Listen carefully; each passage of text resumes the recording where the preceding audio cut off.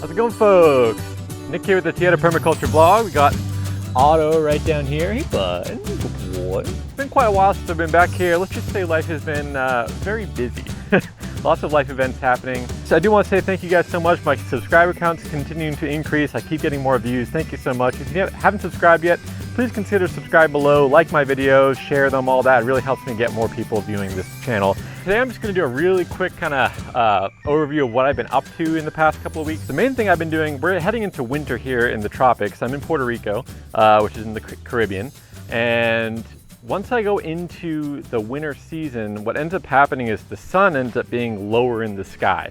So in the middle of the summer, the sun's pretty much straight up and it gets really hot, and I need to really make sure that I have a lot of extra shade just to make sure things don't get too heated, too overheated, too fried, the soil doesn't dry up too quickly.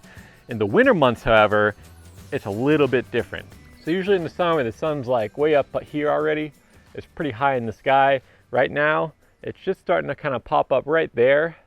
And early in the day, it kind of comes up behind these trees.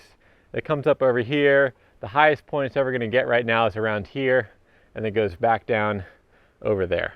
So this little area right here, this is my sun sector, and this is where I need to get most of my sun. Now, in the tropics, a lot of times what you do is you want to cut out the middle of the day sun, or at least lessen it a little bit, and that's why I use trees like, you know, high papayas where I don't have branches, so I can walk underneath them still, I can work underneath them, but it gives me a little bit of that nice high shade in the middle of the day. Same with this kind of mimosas tree up here. This is a legume, just branches out, gives me lots of high thinly shade. You know, it's not super thick, so light can still penetrate through with those tiny leaves. Moringa works pretty well with that so far, I've noticed. So these trees are really helping me keep that high intense sun off during the summer months. But in the wintertime, I actually need more sun because it's lower in the sky, so I actually have to open up a lot of sun. So what I've been doing the past few weeks actually is a lot of pruning work, a lot of just cleaning up, trying to get as much sun back down into my beds as possible so I can have a yield during this winter season. So I'm just gonna kind of walk around real quick. You can see I cut off this papaya right here. What that did, there's a big papaya tree coming up here, and it's pretty much shading out most of this little bed down here. So just yesterday, I believe it was yesterday or 2 days ago, I just came in, I redid this bed down here, replanted it and seeded it. These are all sugarcane leaves you see on the top there, just to get a little bit of a mulch, but you can still see the soil down through there. So this is what's called a scatter mulch, which really helps just keeps the ground from being too impacted by the rain as it comes down, so it doesn't get super compacted after I've loosened everything up and add compost. Just gives the soil a little bit of extra protection until those seedlings start coming up. This whole bed has been seeded. So that's one example. Another good example, and something it's been on my to-do list for a while and I still need to do more of, is this moringa tree up here. So this moringa tree, right now it looks like there's a lot right here, but it used to be spreading out this way and that way and all over the place. And so what I did is I actually took that moringa tree and I pruned it pretty heavily. I took down probably 5 or 6 different branches from that tree. It really was splitting out quite heavily. So my goal was to open up as much light as I possibly could. And so looking at it from a different angle here, you can see now I just have a couple of the main kind of trunk going up. And at some point I'm actually going to cut that back probably this level as well. But I just like when I'm doing that kind of pruning, that kind of heavy pruning, I don't like to do too much at once because it can really stress the tree out, right? So I basically took out like a half of all the total above ground mass. Usually a third is a good estimate, but I know the moringa tree is just going to shoot right back up and have no problem at all. So I took out about half of all the growth. I'm gonna let this grow a little bit, and probably towards the end of the winter season, probably give it a nice prune, open up a bunch of light, and then right after that what will end up happening is it'll sprout out, it'll start branching out, and by middle of the summer it'll be fully leafed again and life will be good. So that's one thing. Basically that's the main kind of thing I've been focusing on, is opening up light. Up here in this bed, if you guys have been watching my vlog for a while, you know I usually have a whole bunch of bananas here. They come up this way, they hang over this bed. So I harvested recently a rack of these kind of plantain banana combo things. You can see one right here. But there was one, you can see it, I cut off right there. That's where it was. I cut that off, and then I actually cut back a lot of these extra growth. All the little suckers are coming off this banana, just to make sure I could open up and get as much sun in here as possible. You can see this one's already, I cut this I think last week, I cut that, and you can see right at the center of that one, it's already growing back, and it has a new leaf and everything. So I'm gonna have to watch that. I might have to cut it back again. But what I did there is, it probably wasn't the best place to cut, because this is then gonna end up slowing down production of this. But I don't really mind that right now, because I'd prefer to have production in my bed down here. So this is just going to be hopefully a greens bed. And you can see that I used the banana trunks that I cut down here, the plantain banana trunks. Those are all from right there. And what I do is I cut them in half down the length of the whole thing, and then I have a flat surface, and I can put that right in the ground. So that makes a really convenient way to add basically some height to my bed to help create a raised bed. And this is one of my permanent raised beds. This is actually one of the first beds that went in on this site. And this is pretty much just my constant producer anytime I need just a little greens area. I'll do one more quick little trip down to the bottom of the property, and then this one will wrap up. Before I do that though, I do want to show the pond. Another thing I did to open up light for the pond is I actually removed a whole bunch of, see all this growth all over the surface? It really just keeps spreading and keeps spreading. So what I did is I pulled a whole bunch of that out to open up a lot of light into the pond. And I don't know if you guys are gonna be able to see that, but there's fish swimming all over the surface there. They're loving it. The water's crystal clear. You can see right to the bottom of this little micro pond. And I have a whole video on this little micro pond to give you guys an update. I did probably like a month ago or so. So I'll link that here.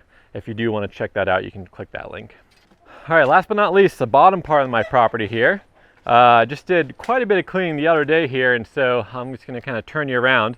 So I had a papaya tree growing right here, and another one growing right there. So these papayas, while I love to have papayas around, they produce well. I don't have to do too much work on them. It's great. They provide nice high shade for me. But my main goal right down here in this area is actually to produce plantains. So at some point, the papayas ended up going above the plantains, at least the younger plantains here, and they're just shading them out too much. The plantains weren't getting enough light. They weren't super happy. So what I did is, I believe this was about 2 weeks ago now, I came in and I cut back the papaya here and the papaya there, and now this plantain has so much more light, and now it's starting to spread out. It's starting to be much happier. That's really good. We also have these little the young offspring of this bigger plantain here. Those three are starting to do really well. I expect this one will be flowering somewhat soon, which is really, really exciting for me. And then I also I spread out the plantains. So there's this one here. This one was getting really choked out by all this sort of growth coming actually up from below. So I had to open up all that. I had to clean out all down there. And if you look kind of further along there, I also did a lot of cleaning and pruning kind of on the far kind of zone 4 area where I don't really manage too much. I just go in there and clean up every once in a while. That's also been really cleaned up, just to open up a lot more light into the site now that we're going into the winter months here. So this guy right here, I didn't think this guy was going to live. It was really struggling with all the shade and the vines. I had to pull the vines off of this little fencing I have here just to protect this area from the chickens. But the second I opened that up, everything just seemed to pop. These guys seemed really happy. This thing has grown at least one new brand new leaf since I've opened up this area. So again, this is the sun sectors. We have to always pay attention to your sun. And in the tropics, you might need to actually open up more sun because your sun angles are so low. So look, the sun's kind of right up, it's right over there right now. So it would just start to be getting sun right now, but now it's a cloudy day. But it's going to basically come up over here, and then it's going to sink below the house right down over there. So I'm only going to get sun till about this point. So there's also this big old tree right here. You can see I cut off towards the top there. This is a Lucina. This is a nitrogen fixing tree, and it just started growing, and I just kind of let it grow. And I just keep cutting that back anytime it's starting to be giving me too much shade, which is really great. Every time I cut it back, it's going to release a flush of nitrogen-rich exudates into the soil, and that's going to benefit all the trees around that root zone. So really beneficial thing to have, especially if you're going to just keep on cutting it, chopping, dropping, all that kind of stuff.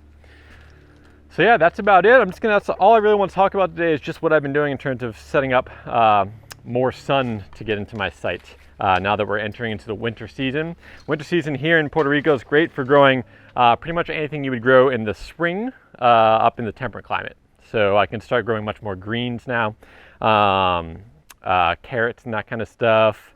anything in the brassica family does much better now in the winter time. But for me, in my backyard, I don't have that much growing space, so my main goal is to produce a lot of greens, because it's really hard to get really good, high quality greens here in Puerto Rico. So that's my main goal, is to create green production.